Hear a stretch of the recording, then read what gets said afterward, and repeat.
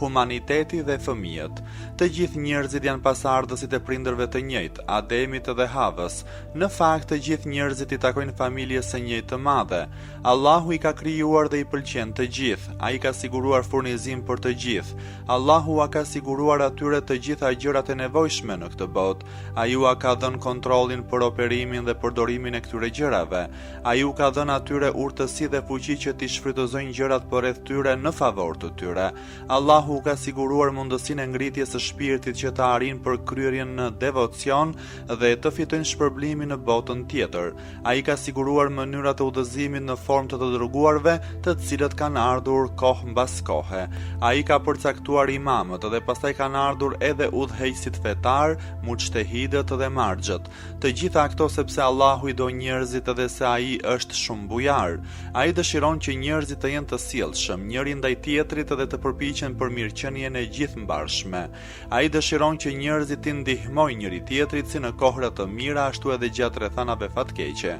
Ata që kanë ndërmend mirëqenien e njerëzve dhe që me veprat e tyre punojnë në këtë drejtim, janë njerëzit e zgjedhur të Allahut. Ata do të kenë shpërblime të shumta në botën e ardhshme. Islami, feja e shoqërueshme, ka vënë theksin e veçantë mbi nevojën për shërbimin e njerëzimit. I dërguari i Islamit ka thënë të gjithë njerëzit e hanë ushqimin e siguruar nga ana e Allahut, prandaj më të pëlqyerit tek Allahu janë ata që u japin furnizim të tjerëve dhe që i sillin kënaqësi ndonjë familjeje. Imam Xhafer Sadiku thot: Allahu thot se njerëzit e hanë ushqimin të cilin ua kam dhënë unë. Njerëzit më të pëlqyer tek unë janë ata që janë të sjellshëm ndaj të tjerëve dhe që përpiqen shumë të ndihmojnë atyre gjatë kohërave të vështira. Disa e pyetën të dërguarin: kush është më i dashuri i njerëzve tek Allahu? I dërguari u përgjigj: ai që është më i dobishmi ndaj të tjerëve. I dërguari i Islamit ka thënë: mbas besimit vepra më e mençur për një person është dashuria dhe kujdesi ndaj qenieve të tjera njerëzore.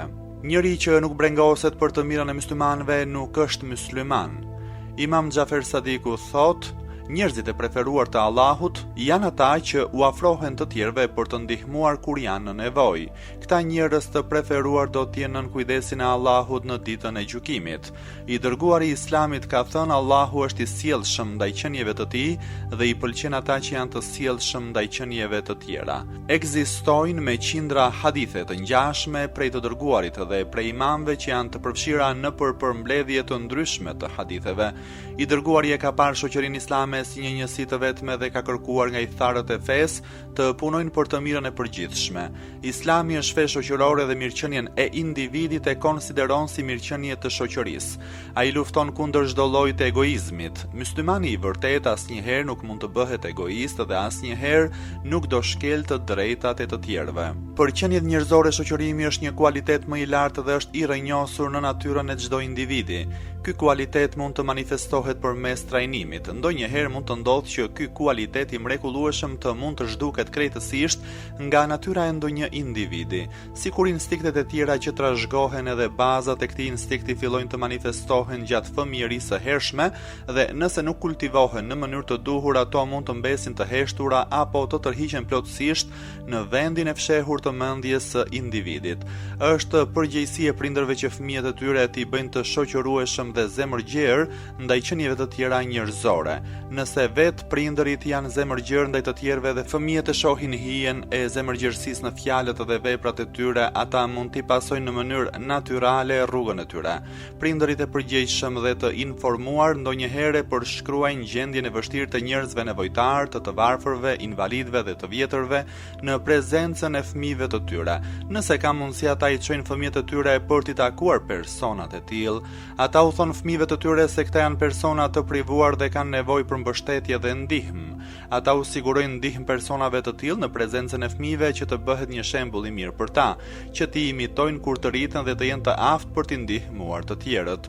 Prindërit ndonjëherë u përshkruajnë fëmijëve tiraninë e padrejtë që bëjnë disa njerëz ndaj personave fatkeqe dhe për kushtet prekse të vuajturve të pafat. Ata u flasin fëmijëve të tyre dhe për jetimet që nuk i kanë prindërit që të përkujdesen për ata dhe për atë se personat e tillë meritojnë mbështetjen e plotë prej të tjerëve në shoqëri. Ata i çojnë fëmijët e tyre në jetimore për t'i takuar fëmijët e tillë dhe ndonjëherë i ftojnë edhe në shtëpitë e tyre. E tërë kjo rrugë e gjatë bëhet me qëllim që fëmia ti kuptoj përgjegjësitë e veta në lidhje me dhënien e ndihmës për ata që kanë nevojë në shoqëri.